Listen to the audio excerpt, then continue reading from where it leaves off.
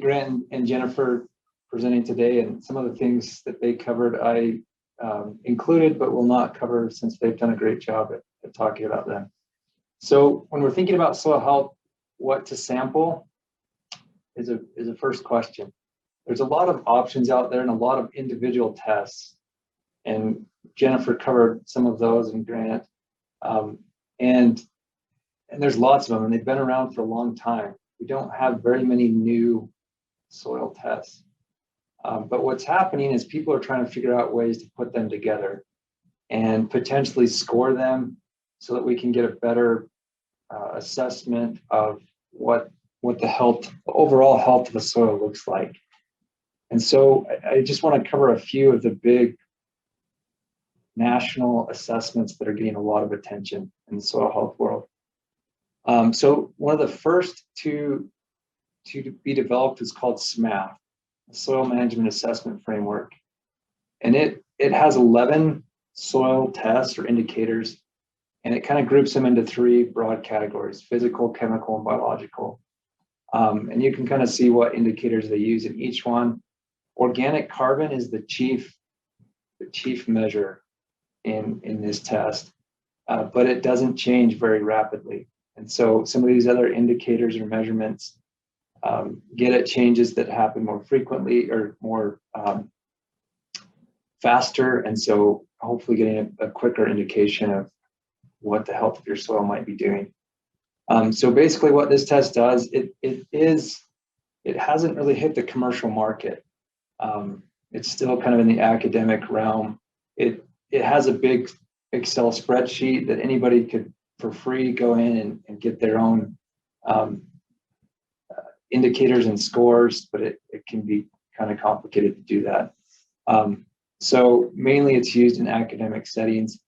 What they do is they kind of score each of those indicators using different curves. So a midpoint optimum, more is better, less is better. And then they create kind of an overall score. So they score each of them. They average all the scores together, and you end up with a score that's somewhere between 0 and 100. That framework, though, was used to develop the Cornell soil health test. That's one of the most popular.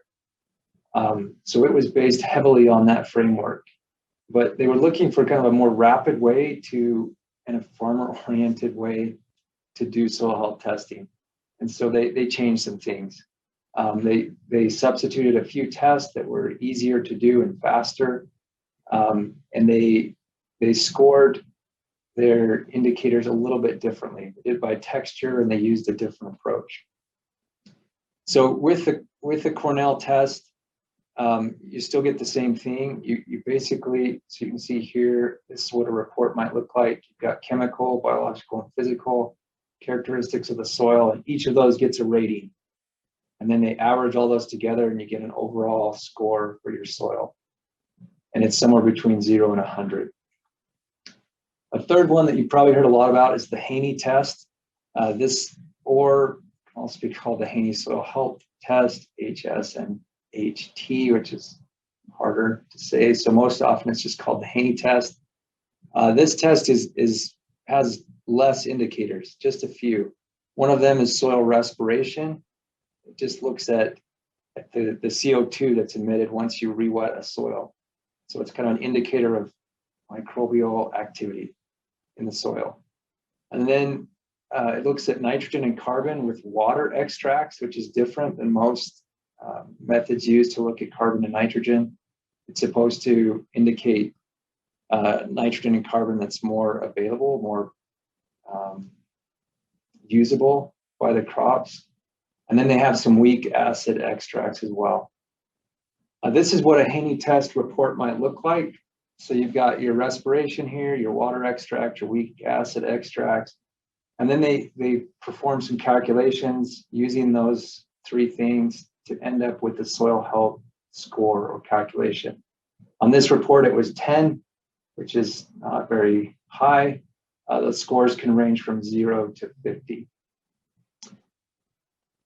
So what values might you expect for these tests? This is data from about 100 farms in the Midwest. And you'll see that for For the Cornell test, they were getting in between 60 to 80 on most farms. The SMAF was a little bit higher, between 70 to 90, and Haney test values are generally below 20. Another one that's received a lot of attention is called a PLFA test, phospholipid fatty acid. Basically, this is measuring the total amount of microbial biomass in the soil. How many microbes, total biomass of the microbes.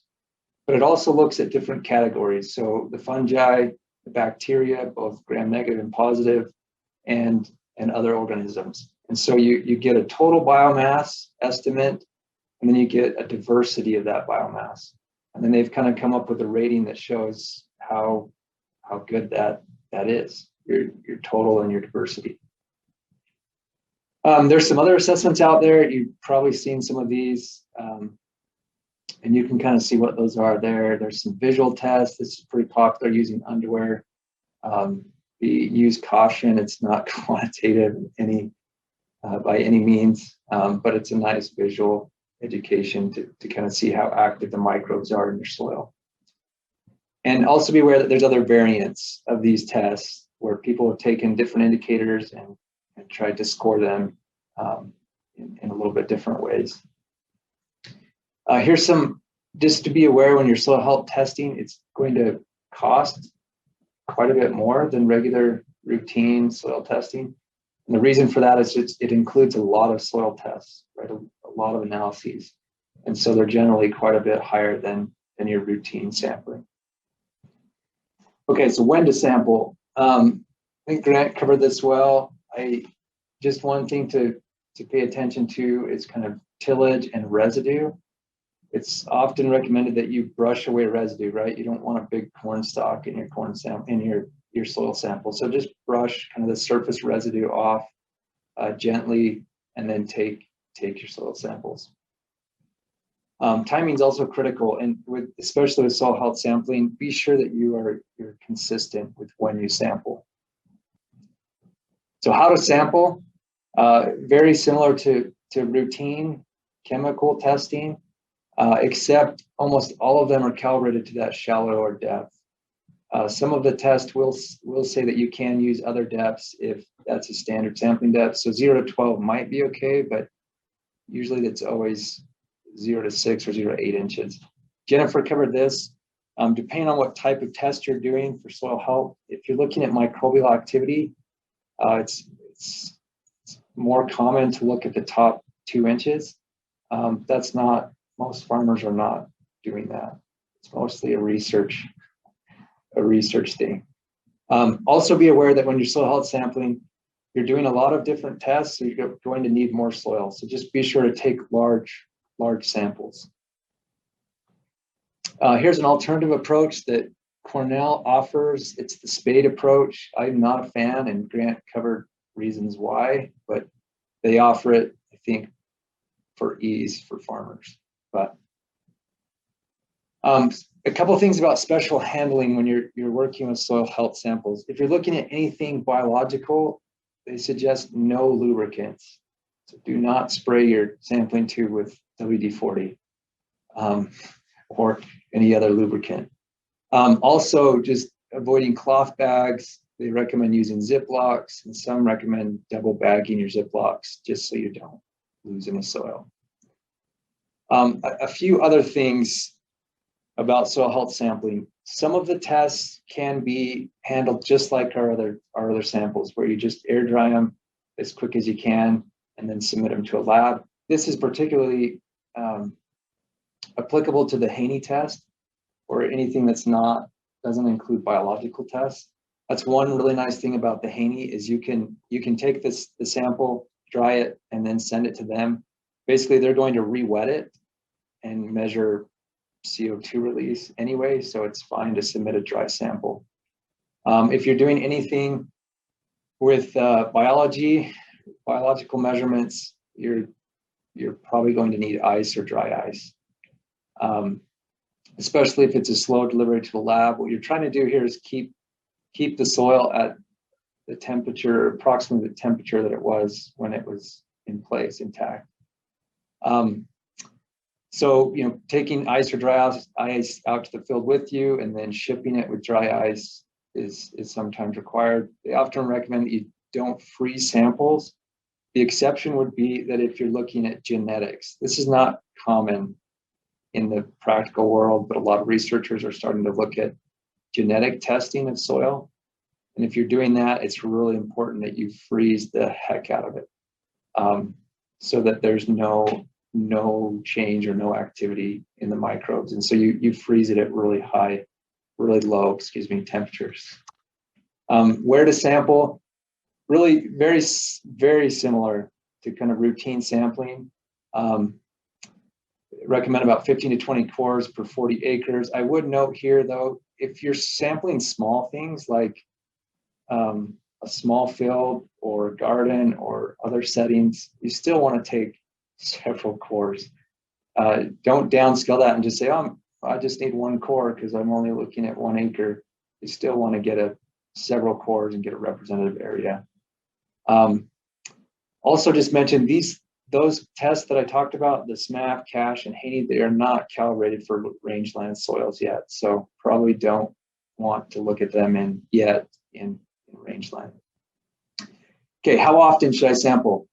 A lot of these properties are not changing very fast, and so we can kind of spread it out. So recommendations that I've seen say anywhere from 3 to 5 years in irrigated setting. If you're non-irrigated, it's much longer. 5 to 10 years is a recommended sampling interval.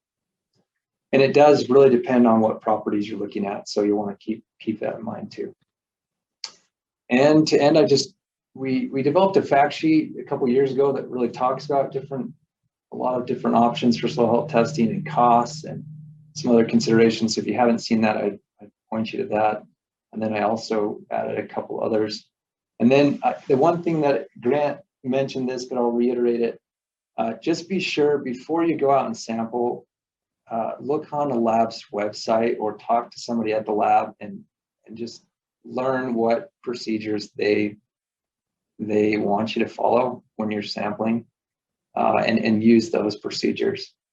And so there's lots of options out there, and just be sure to check with them before you go out to sample. That's it.